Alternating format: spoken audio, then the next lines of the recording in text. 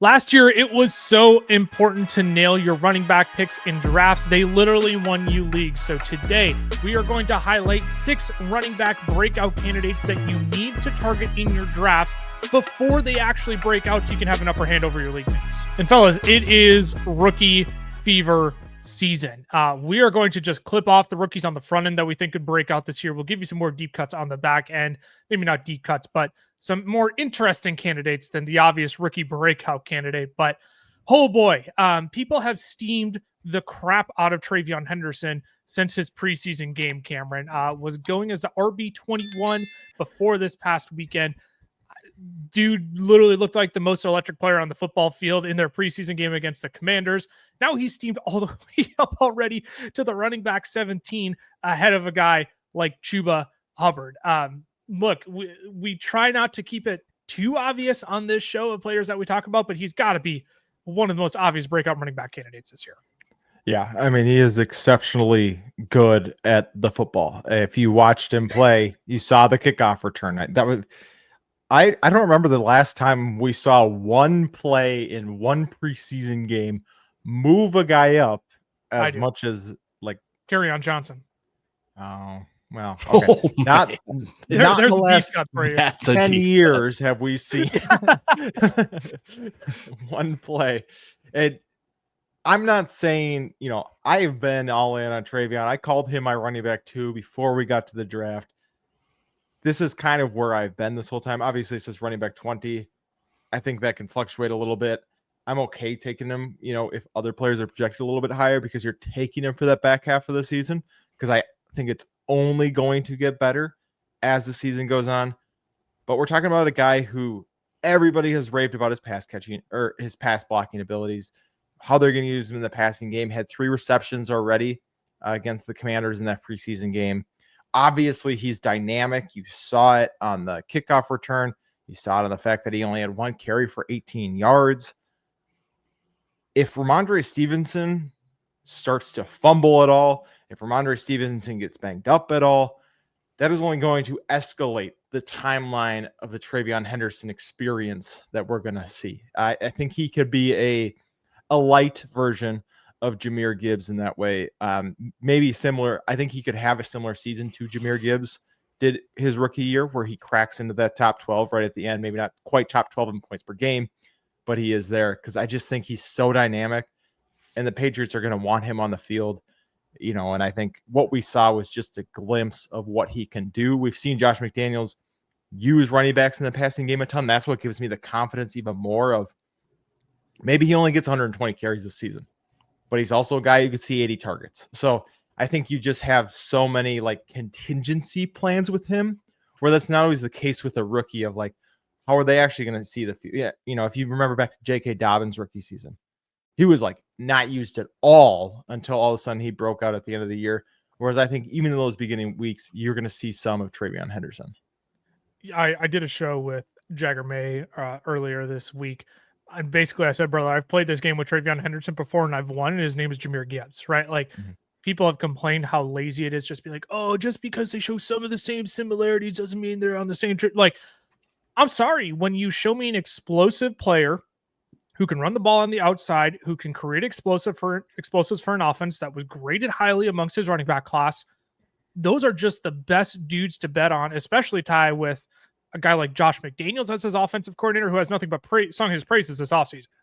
Well, and besides that, it's the fact that he utilizes his backfields in the passing game. And that's always and forever always will be the cheat code when it comes to running backs in fantasy football. And when you look at everything else going on with this New England offense, there is so much praise and hype for Drake May going into year 2. There's the investment on the offensive line. You've got playmakers now on the outside, and it's not just Pop Douglas. As much as we love ourselves some Pop Douglas, this offensive situation is better than it was last year. And when you take a skill set like Treyveon, who is the most dynamic and electric playmaker that they have, you're going to have some games where Treyveon absolutely pops off, and it's maybe only 11, 12 total touches, and that's okay. And then the hope is second half of the year, Treyveon just gets pushed because, again, he's the best player, and why keep him off the field? 1,000%. I mean, Josh McDaniels, literally just on Monday, awesome individual, really hard worker, smart kid, can process a lot of information, explosive and tough. I don't have any negatives to say.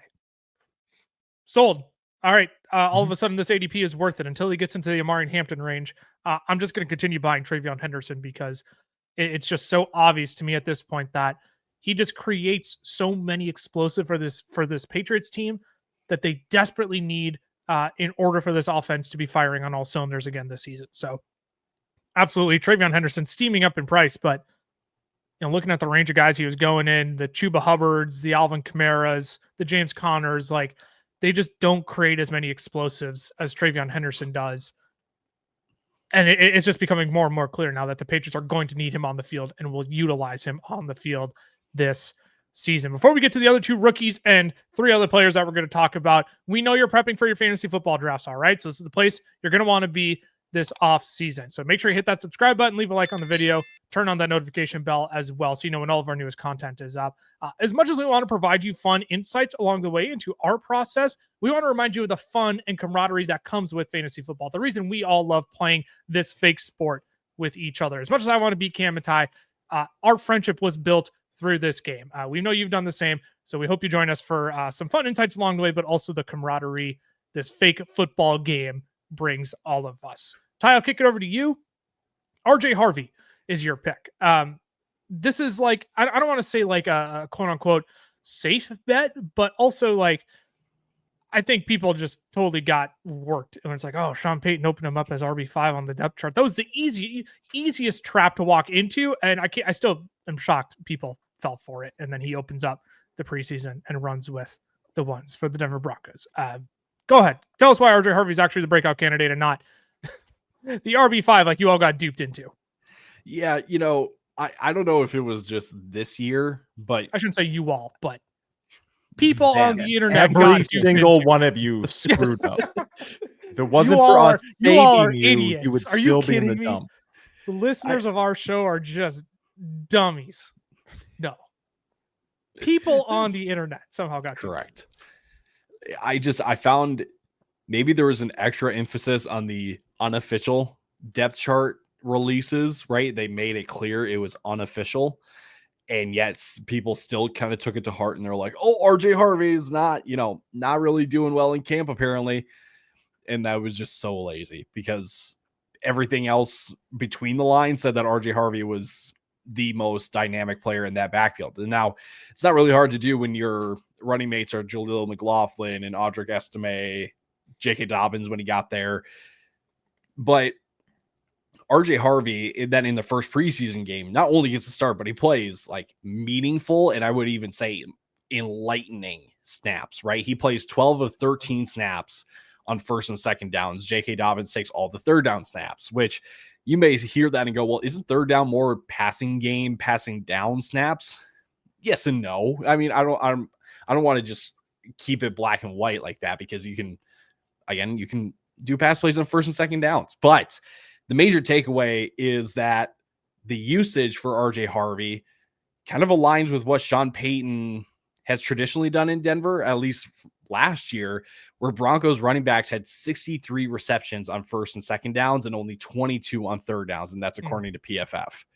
So yes, Sean Payton is a jokester that he listed him as the running back 5 on the unofficial depth chart, and then he starts him.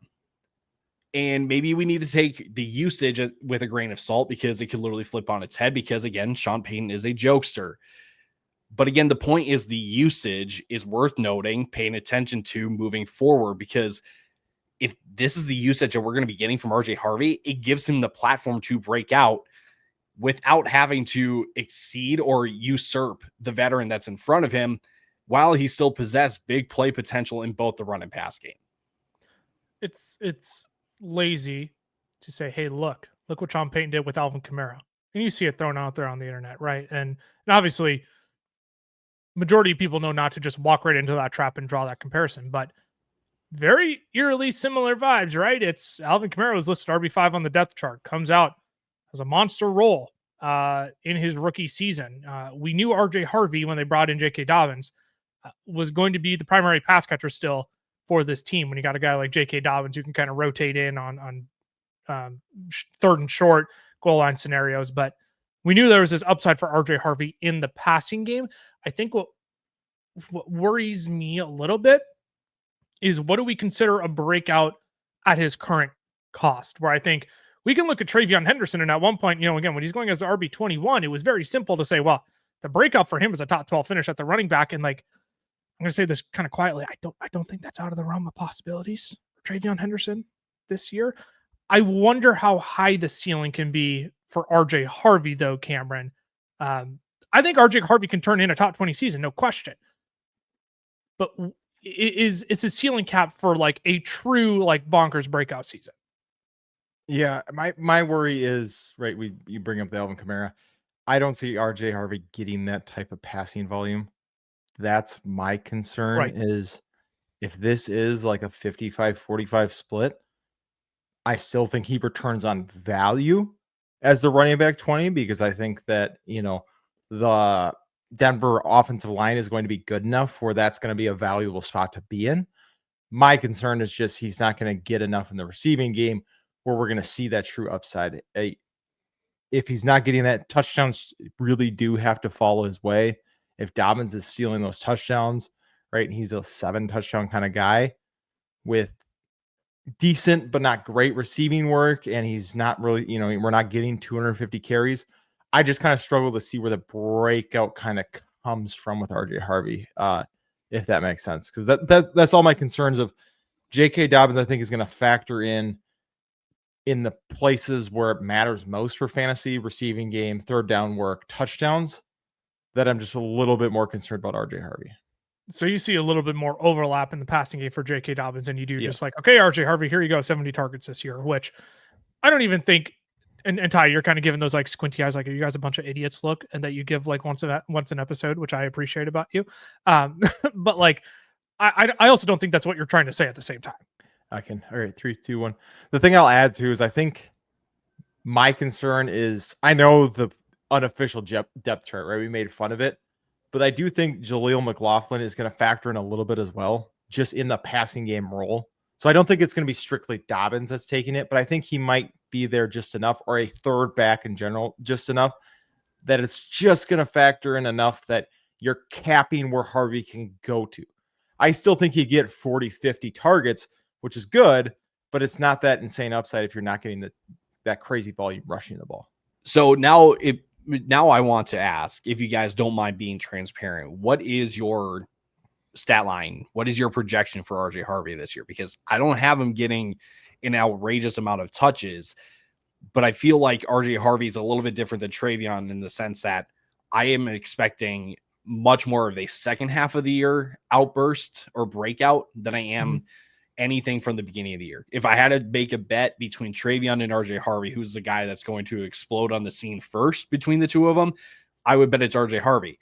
And that's probably because it's, a backfield with Ramondre Stevenson versus a backfield with J.K. Dobbins. But I still think that RJ Harvey, granted maybe a slow start out of the gate, can emerge in a similar way in the second half of the year. I think I have RJ Harvey ranked the highest out of all of us, albeit only one spot higher than Utah. I have him as my RB 19.5 PPR formats, 220 rush attempts, just under 1,000 yards, 989. I gave him 7.5 rushing touchdowns, but then catching 42 passes on 57 targets for just under 300 yards and 2 scores. So that's, he comes out basically how we've been talking about him, where like he's not going to be a massive 75 target kind of guy, but he's going to factor in enough. But J.K. Dobbins still gets this enough goal line work where he's going to kind of be a factor in this as well. And it wouldn't be surprising to me too, like you said, if this actually comes in the latter half of the season, if we see like a RB, we'll call it like 28 start to the first 6 weeks of the season, but then from week 7 on, we see him finish as like a top 15 running back the rest of the way. Like, I'm not going to sit here and say I'd be surprised by that, which gets him to kind of that RB 19 to 20 range. Oh my goodness. I personally have him as 187 rush attempts, 892 rushing yards. I only have him for 5 rushing touchdowns, 57 targets, 43 receptions, still 308 receiving yards. So almost 1,200 total yards I have him, which would be a fantastic rookie season in my mind. I have Dobbins for 7 rushing touchdowns there.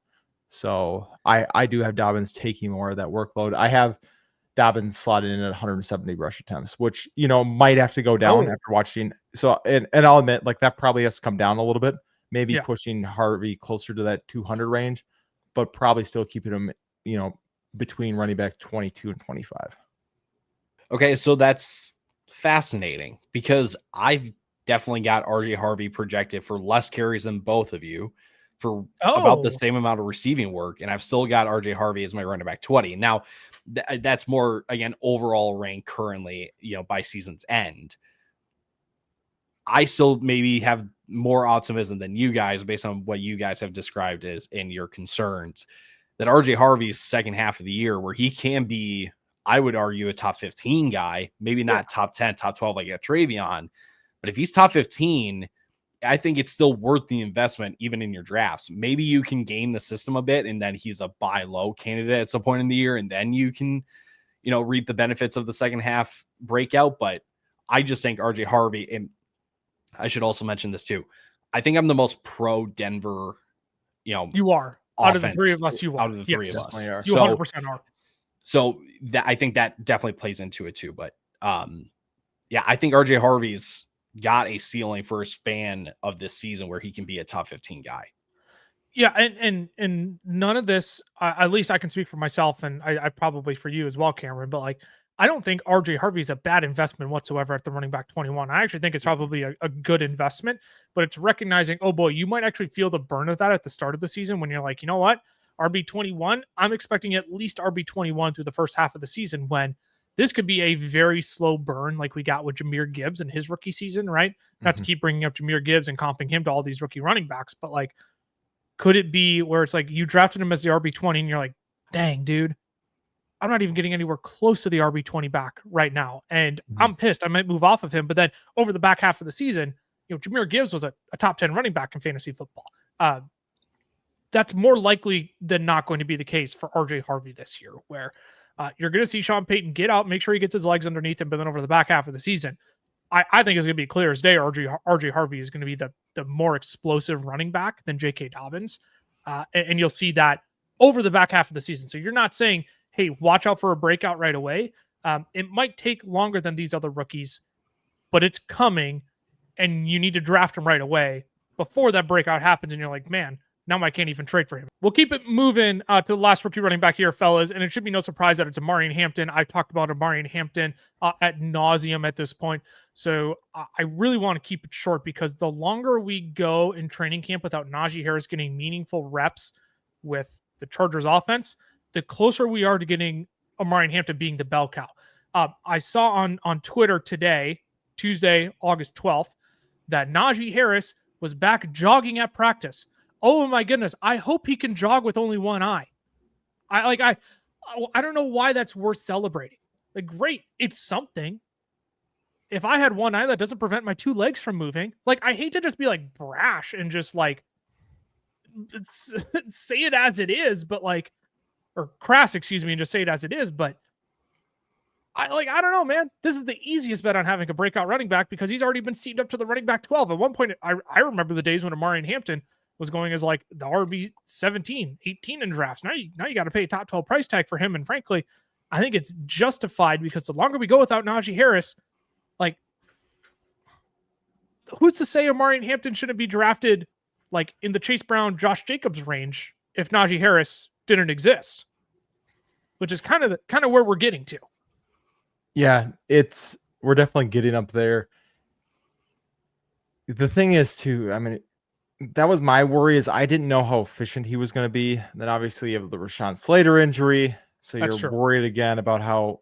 But if Najee's not even ready to go week 1, it doesn't really matter how efficient he's going to be, because the workload is just going to be enough that he could average 4.1 yards per carry and still be, a top 15, top 12 back just because of pure volume. And then if he's efficient on top of that, right? If the Greg Roman scheme works, if he's getting volume in the pass game, then all of a sudden, right, we're just adding on top of everything. So he is definitely worth. I guess I still struggle a little bit paying up for where he's gotten to at running back 12, just because I like enough players around him. but I do understand it because the more Najee's out, the more likely it is that we're just from day one getting full go Omarion Hampton. And even, if you saw the Greg Roman tweet from about his quote today that they're still going to mix in a running back, you have to remember every team mixes in a running back. Yes. It's just, he didn't say we're mixing in a guy at 40% of snaps. I mean, it could still be 20% of snaps and you're technically mixing in another running back, right? So that's not a tweet I would really give any attention to. So yeah, I understand it. It's a little rich for me. I just don't know if I can fully buy in, but I do understand at least I see the path for Hampton the longer that Najee's out.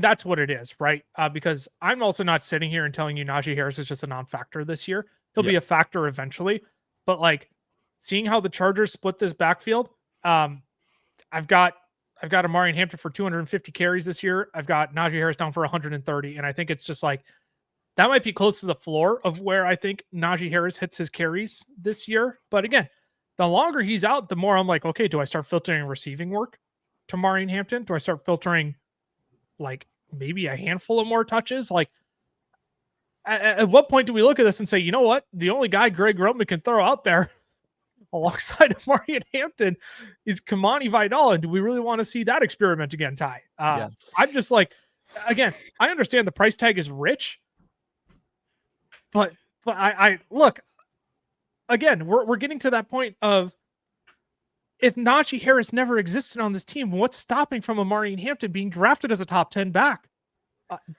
That's how I'm seeing this, because the longer we get without Najee, the closer that is to, like, I don't know, kind of becoming a reality throughout the season. Yeah, I think a great litmus test for kind of what to expect with Omarion Hampton, minus the Rashawn Slater piece on the offensive line, is you just look at Aaron Jones with Minnesota last year after they lost Christian Darrisaw. Mm-hmm. He was the running back 20 in points per game.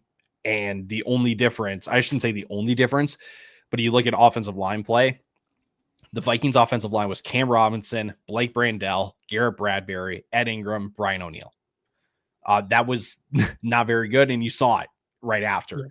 But for the Chargers actually kind of have you losing a Rashawn Slater matters. Like you will feel the effects of it, but their offensive line now is Joe Alt at left tackle. It's Zion Johnson, Bradley Bozeman, Mekhi Becton coming in from Philly, and Trey Pipkins, who is the former right tackle starter before Joe Alt got there.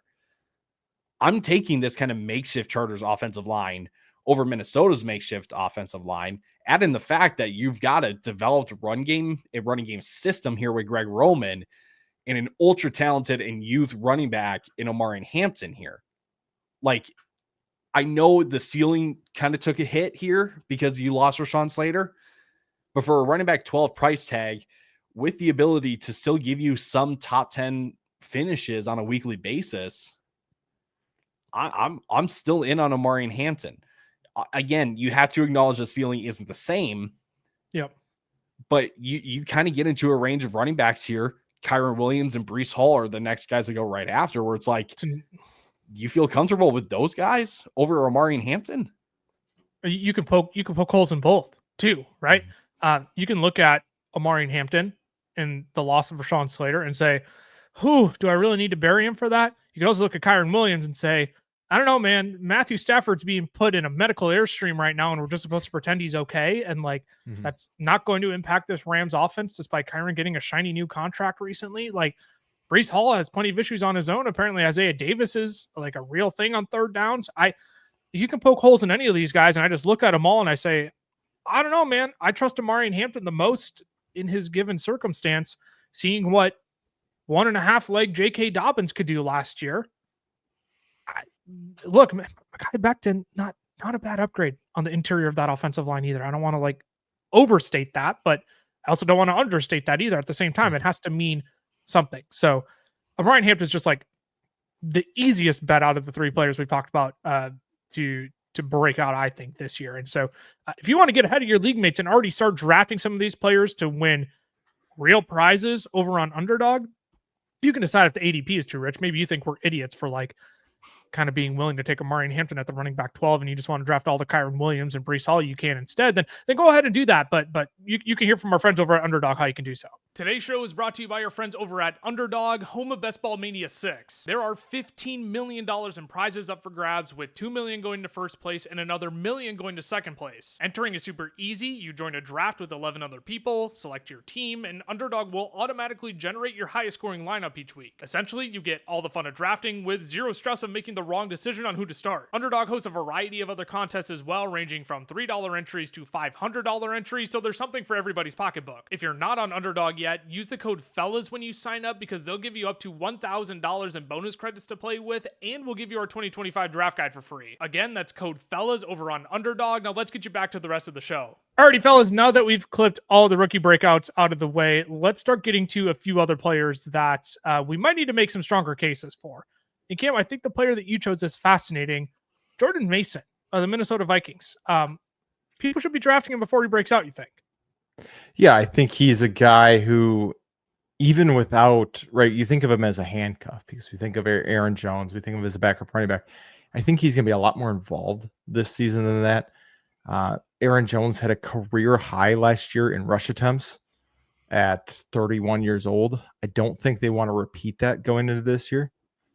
And so I would assume, we're going to see more Jordan Mason. We have a rookie quarterback, usually tends to seeing more running the ball, invest in the offensive line, usually tends to being, we're going to run the ball a little bit more. So all this is making me think, hey, we're going to run the ball more as the Minnesota Vikings.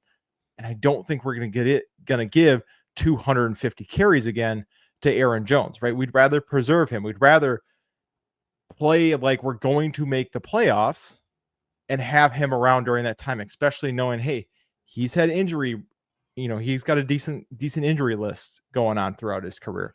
Let's try to preserve him. Then you look at the fact they didn't even really use Aaron Jones in the red zone last year. They've stunk as a red zone rushing team over the last 2 years. If you remember 2 years ago with Alexander Madison, he had negative rushing yards inside the 5-yard line. I mean, that's how bad it was. Is they were going backwards when they were using him. Jordan Mason showed last year, especially against when he played the Vikings last year, hey, I'm going to run like I'm trying to bash your head in every single time I get the ball.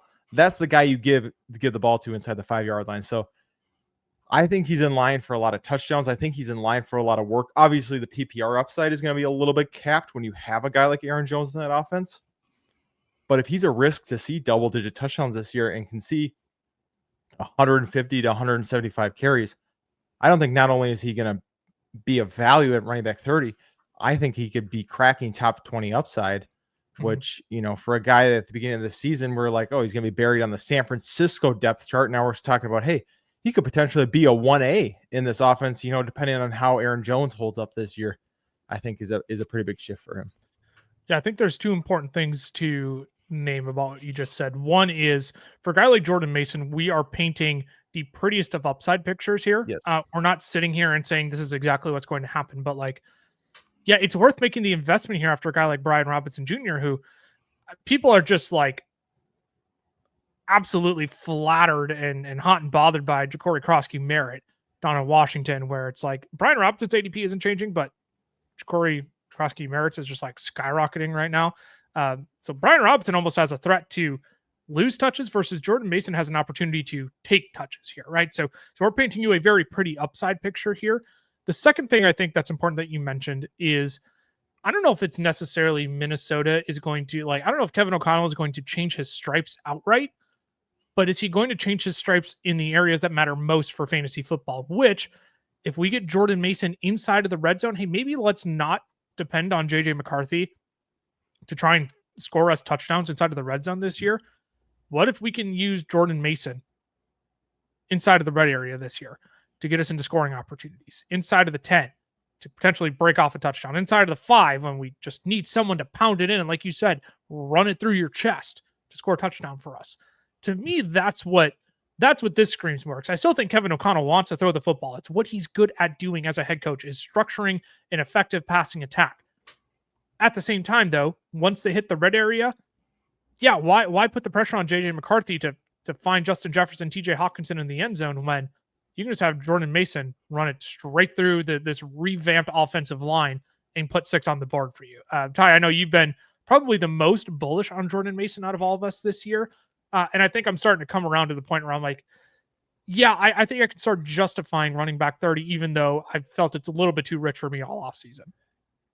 Jordan Mason was top 5 in breakaway run rate last year in San Francisco. So not only are you getting goal line potential, you may be getting the more explosive back, or at least the guy with the bigger play potential over Aaron Jones. Now, that being said, I'm still expecting Aaron Jones to be the lead in terms of touches.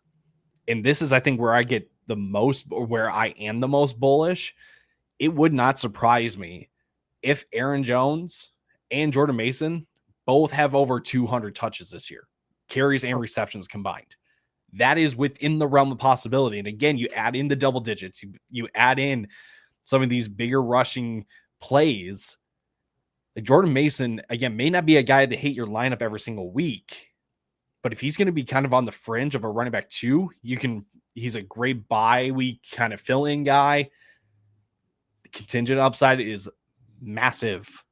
And now you do have to pay up for that kind of contingent upside, because you can make the same case for the Tyler Algiers of the world and they're going closer to 50. But the point being, like, if you believe with the investment in the offensive line, with the team going out and getting Jordan Mason, that they want to be more effective in the red zone when it comes to rushing the ball, you should be in on Jordan Mason. You can't just change the opinion now because, I'm not really sure. Kevin O'Connell will still want to throw the ball a ton. Right. But maybe that's between the 20s more so than between the end zone and the 20. The other thing that I literally just dawned on me as you were saying that, Ty, the Vikings were second in the league in first quarter scoring last year. Who's to say Jordan Mason isn't going to get playing time if the Vikings get a jump on these teams? Because you know what the Minnesota Vikings loved to do last year was get Brian Flores a lead, and my gosh, let that man wreak havoc then.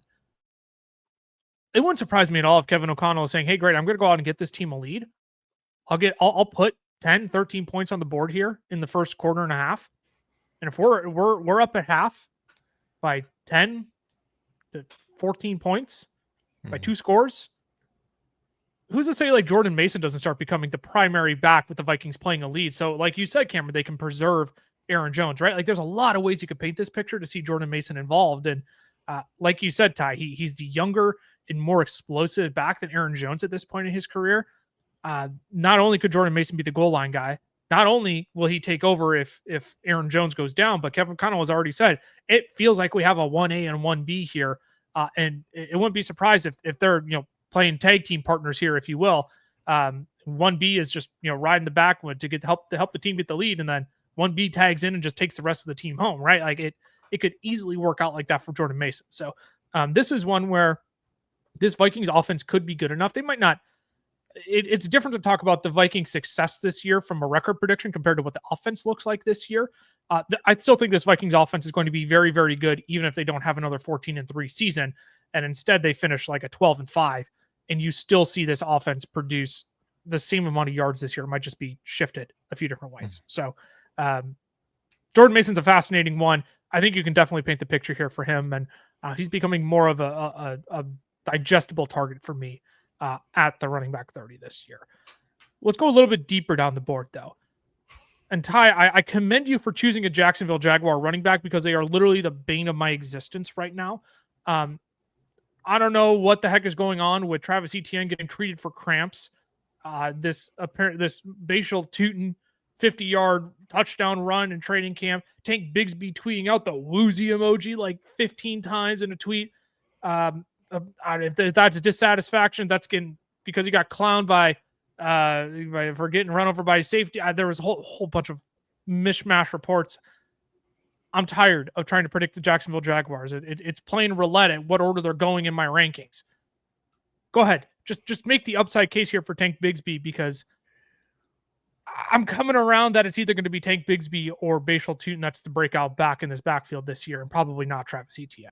I would agree with you. And I'm just going to stake my claim on Tank Bigsby. Maybe it's because I've just loved the player that is Tank Bigsby ever since he came out of Auburn. He's been your darling.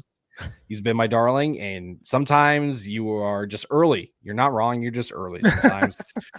So, again, we're coming off of a game where Travis Etienne was the only guy in the backfield with the first team. And yes, I'm still telling you that like Tank Bigsby is a guy to target and taking your drafts before the breakout, because I still see this backfield as ambiguous. I still see it where the door is still open for a Tank Bigsby to take over eventually during the season.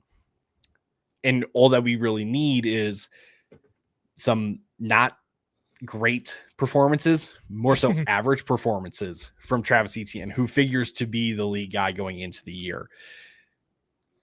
He's, I think, the most dynamic player in this backfield. Like Tootin has the speed element here. Etienne has the receiving chops, but Bigsby, from a rushing talent and dynamic perspective, he's the guy. And in a Doug Peterson offense, I can't stress that enough. In a Doug Peterson offense last year, Tank Bigsby led the team in percentage of team carries inside the 5, missed tackles forced per attempt, yards after contact per attempt, which he was actually second in the entire league in. He was just as efficient in zone as Etienne. He was better in gap by a full yard per carry, which Liam Cohen runs most often. So not only is he the natural scheme fit, again, I think he's the most talented dynamic rusher. Now, the ceiling is relatively capped because he's probably at the bottom of the pecking order when it comes to receiving work. Like I would expect it goes to Etienne first and then to Tootin and then to Bigsby. Yeah. And he did all of that last year with a never 100% Travis Etienne. But this year, the goal line role should be his. I would say right from the start, even with Etienne being the lead guy. You get the average performances, the workload for Tank Bigsby grows week by week by week. I said this earlier. It's a wide open door to being a fringe running back 2 or a flex play for your teams, like we saw last year when he was the running back 20 from weeks 4 to 8. The golden question, and this is going to sound so stupid because the answer might just be all the above, but who's going to siphon work from who? That's the equation I still can't figure out, because sure, Travis Etienne comes out and runs with the ones and people want a victory lap like, oh, Travis Etienne is the lead guy. I'm just like not convinced that's how it works, man. Like, I get you want to have one of these guys be the number one guy. It might be that Tank Bigsby is the breakout guy, finishes as an RB2 this year, but then it's Bajal Tootin and Travis Etienne who are finishing like somewhere between the RB27 and the RB40 to close out the year, right? But like at the same time, when you look at Tank Bigsby's ADP, that's basically a revolving door from the running back 37 to the running back 45. That's what you could be forecasting is like a pretty big win of 13 to 20 spots at running back at the position this year. I don't know who I want to choose. I'm keeping my mouth shut on the Jaguars backfield, Cameron. I'll be perfectly honest, because there's some people on the internet who saw one preseason drive and have said, you all have to apologize immediately. And I'm like, dog, it's one preseason drive. I'm not sold. It's just Travis Etienne who's the lead guy, who's going to be the top 20 guy.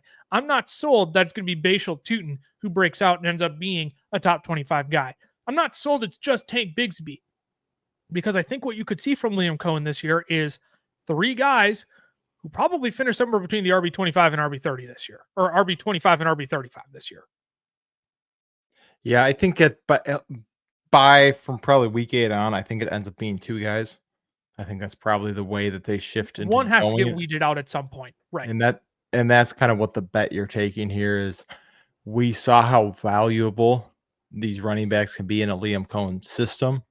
You're taking the bet that Tank Bigsby is one of those 2 guys who's getting the majority of the rushing work and scoring touchdowns, right? That honestly, what you're hoping is going at for the rest of the season, he's what Jordan Mason is. You're like, it's the same case you're kind of trying to build for both, is sure. That at the end of the season, it's you're kind of hoping it's either Tootin and Bigsby or Etienne and Bigsby, and he's that Mason who's getting the goal line work. He's getting, he's up closer towards 5 yards per carry instead of 4. He's getting you consistent work. So that's the hope. I'm kind of with you I think the first 4 weeks is going to suck no matter who you have. Yeah. Because you're just not going to know. And so if you're taking him here and it's not a best ball league, you have to be okay with, I'm either just not going to start him and I'm going to wait the first 4 weeks, or I got to be okay with a 3-point game, because that's just going to happen as they figure this out. And if you're taking Bigsby, you're betting on the talent to tank Bigsby. You're saying, hey, I think he is the most talented running back in this backfield. I think Liam Cohen's going to pick the most talented, and he's going to happen to be the guy that they're going to throw out there. I think that the tired perspective on this is who's the next Bucky Irving that we can draft. And I think the wired perspective might actually be who's the Sean Tucker of this offense, where we get 2 or 3 explosive games from.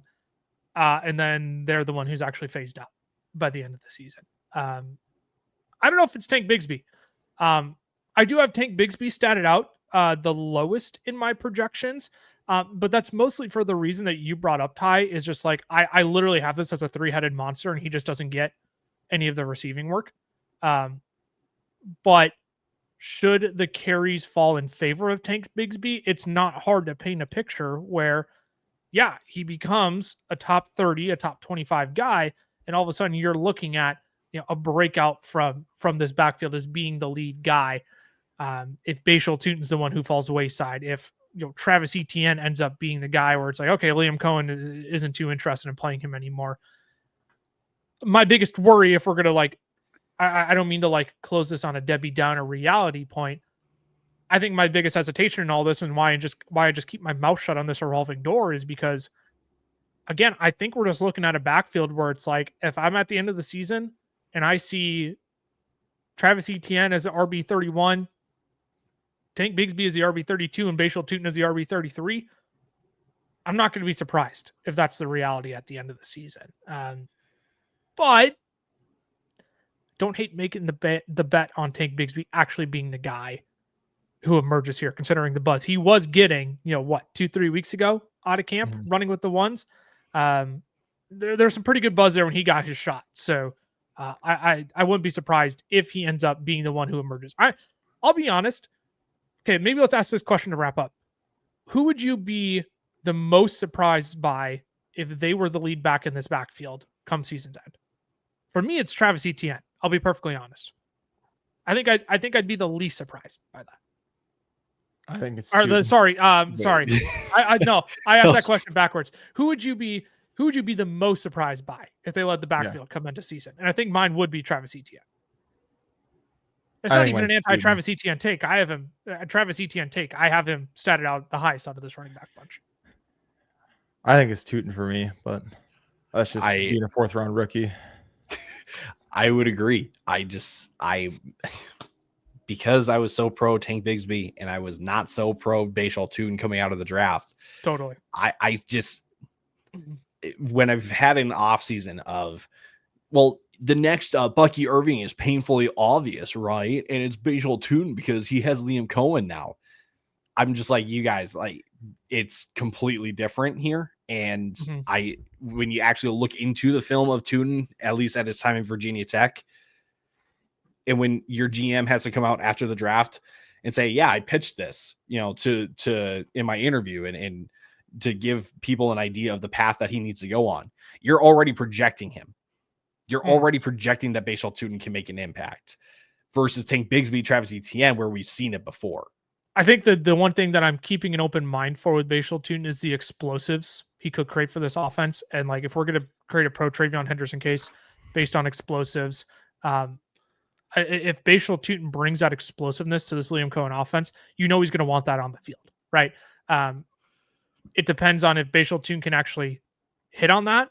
If, again, 50-yard touchdown run in practice, it's only one run. I'm not overreacting to that whatsoever. But if that becomes a frequent enough occurrence for him within his game, the snaps he gets on the field, at what point does Liam Cohen say, hey, you know what, I can't keep him off the field? And instead, it's a guy like Travis Etienne who comes at the cost of, a guy like Tank Bigsby who that comes at the cost of. So that's where I sit on Bashal Tutin and Tank Bigsby. But again, for the most part, I'm keeping my mouth shut because I really do think it could be any of these three. And I do think probably the most likely outcome is they all finish somewhere between RB 28 and RB 38 this year. I'm going to bring it home with a player who's much higher on draft boards. And similar to our last episode, fellas, where we're starting to unleash a lot of our old takes that we let out at the start of the season, we're bringing this back because, my gosh, people can rip on me for Ken Walker. You can rip on me for thinking he's actually going to be healthy for a full season. I just think he's going to be so successful in this Clint Kubiak outside zone run scheme that he'll be deploying in Seattle. Ken Walker's efficiency is, I won't say substantially higher, but he averages 30% yards more per carry on outside zone runs than he does in all of his other runs. To me, he's a dream fit in this offense. If you still get him involved in the passing game as well to create explosives for this offense, no offense to Cooper Kupp, don't think he's going to be creating that many explosives as he's kind of eyeing the twilight of his career here. Ken Walker just screams a guy you want to get the ball into his hands. You want to get him involved in this run game. I understand people think highly of Zach Charbonnet. I think highly of Zach Charbonnet, but I guess my critique to anybody who's out on Ken Walker this year because he can't stay healthy, my God, you better be leaving every draft with Zach Charbonnet, because what you're essentially saying is Ken Walker isn't going to be healthy. Great. I'm going to get 4 games with Zach Charbonnet this year where he's going to be averaging 15 fantasy points per game. To me, Ken Walker is like the easiest smash at running back 16, where I have him projected for the running back 13. And all that needs to happen is like a few chips fall his way in terms of injuries, whatever it may be. I don't want to wish injury upon anybody, but for any of the guys ahead of him to take a stumble this year, all of a sudden we might be looking at a top 10 back. Yeah, I think my biggest worry is just this offense line still isn't great. I think Sam Darnold's a downgrade from Geno Smith, and I am a Zach Charbonnet believer. So I think he's just going to eat into Walker enough where we're just not going to it's going to be annoying for Kenneth Walker. It's going to be like, why is he not getting the carries? Why is he not getting the receiving work? I will admit there was a point last season where I sent out a text, I think it was to you guys, where I was like, ooh, I made a mistake on Kenneth Walker, because all of a sudden we were seeing him get 8 targets. We were seeing the explosiveness, but it was like 3 weeks and then he got hurt. So if he can recapture that, then I'm going to be very wrong, because we've seen it in small sample sizes. I'm just wondering if this, team, with him already having the foot injury this offseason, with the injury history, if they're, let's go more Charbonnet, who's kind of a bowling ball, to try to just alleviate some of the pressure on Kenneth Walker staying healthy. That's kind of what I have it projected for. But I do understand that, hey, if this guy is fully healthy, if he's ready to go, if they use him like he can be used in an offense, the upside path is definitely there. I'm just a little more cautious on the way that I think they're actually going to use him here. I don't want to use one preseason snap, one preseason run to say, this is what we're going to get this year. But that George Holani run, 20-yard outside carry in this offense, just imagine Ken Walker getting those carries half a dozen times a game this season and just breaking off 8, 9, 12-yard runs on those. It just racks up in a hurry. And again, I understand it's a preseason carry against a backup defense with second and third stringers on the field. I completely understand, but that's where I think Ken Walker fits perfectly into this system, and he can take advantage of it this season. We've seen him get the receiving work. I'm not sold he gets the receiving work. Geno Smith was phenomenal at checking down to the running back last year, or targeting the running back last year specifically, excuse me. I'm just a believer in Ken Walker. This is a really good way of putting it, Cameron. He's Keenan. He's to me what Keenan Allen was to you when everybody was ready to be out on him because he's always injured. He's always missing time, whatever it may be. And all it takes is the one season for you all to shut up and say, maybe this Ken Walker guy actually has something here, right? That's what Ken Walker is to me. He's your Keenan Allen from 4 years ago when people wouldn't stop talking about how injured he is all the time. I'm kind of like Keenan Allen. Yeah, right.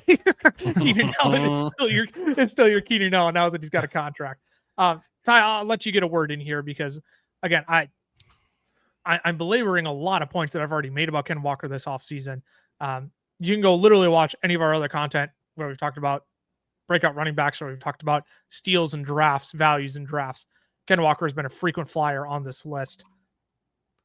I'd rather be wrong on Ken Walker trying to be in than be wrong on Ken Walker trying to be out. That's the side of the fence I'm sitting on. Yeah. Ken Walker, you were talking about the rushing scheme here with Clint Kubiak. Cam touched on the receiving work. The staple of a Shanahan Kubiak coach is a running back in the receiving game. Okay. Mm-hmm. Obviously, McCaffrey with Kyle Shanahan in San Francisco. You look at both Gary Kubiak and Clint Kubiak in their time in Minnesota. Dalvin Cook was on pace for 60-plus targets in those years as well. I will go all the way back to Gary Kubiak's first head coaching job when he was with the Texans, and there was a guy by the name of Arian Foster who was also super involved in the passing game. So this really is, I don't want to say it's a match made in heaven, but like this was the best possible outcome for Ken Walker, going from such a pass happy offensive coordinator in Ryan Grubb, who got the most out of Ken Walker in the receiving game that we have been kind of hoping to see. Mm-hmm. And he still maintained the explosiveness, dynamic play in the running game. And you're getting an offensive coordinator now that will run the ball more, will demand to run the ball more. And he's got the guy in the backfield to do it. So there's no more, I don't want to say there's no more projection, because there is a projection to almost every player in fantasy football, but this is the best situation this is the best environment that Ken Walker has had in his career so far. And I injuries be damned. I don't care. This could be a James Conner situation where the guy's a top 15 back overall. He misses 3 games, but honestly, I do not care because I know exactly what I'm going to get that when Ken Walker. It's just the free discount. I'm like, I'm going to miss a couple of games, but then James Conner doesn't miss a single game last year, finishes as a top 10 running back, right? And it's just like, I see that from Ken Walker here, where if he breaks out and produces a top 8 season for you this year, my feet are going to be kicked up. I'm going to be like, I don't know. I saw this was within his range of outcomes last year. All I needed to get was a full season of it. And that's just what I'm willing to bet on, trying to be right than trying to be wrong when I've seen something so productive and so special out of Ken Walker in the past. I hate to try and bet on those guys being out on them rather than trying to be right on them. I don't know. I guess I never understood the posture of I'd rather rip on a guy and be proven wrong that way. It's like, I'd rather be wrong trying to be in on a guy. I love being proven wrong in that regard, but it's easier to bet on explosiveness than saying, well, we've seen him be explosive, but what if this happens again? And I'm just like, I don't find enjoyment in that. So that's where I differ from the people. Not that the people are invalid for thinking Ken Walker might miss a few games, but we differ in philosophy in that regard. If people are going to point out the poor offensive line, I don't think you can get much worse than last year. Just saying. Kind of where I'm at. You bring a scheme change. You bring Gray Zabel on the interior. It can't be any worse than last year. Charles Cross is back healthy now. For something. Yep. I do think this offense improves. I'm not going to say drastic improvements, but they will be better than last year. And then again, that has to be worth something in your analysis of Ken Walker, in my opinion. All right, we've babbled enough on that. I've babbled enough words about why I love Ken Walker.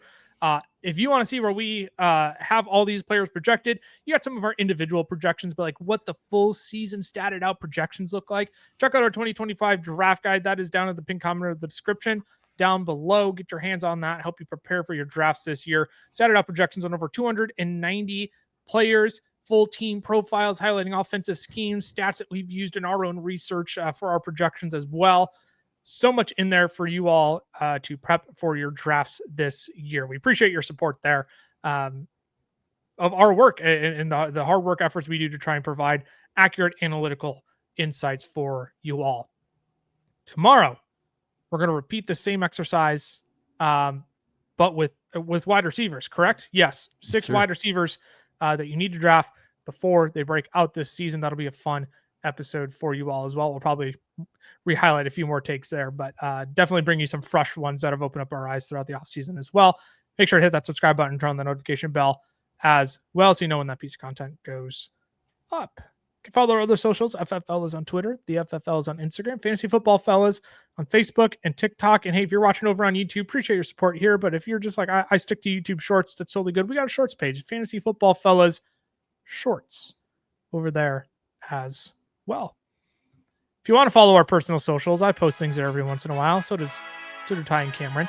I'm at Lucas Wenzel on X, Camlaw FFF for Cameron, Todd_Plath for Ty. If you're watching this on Wednesday, you'll see us live later tonight. Come check out our stream over on Underdog. Otherwise, we'll see you tomorrow. Deuces. Deuces.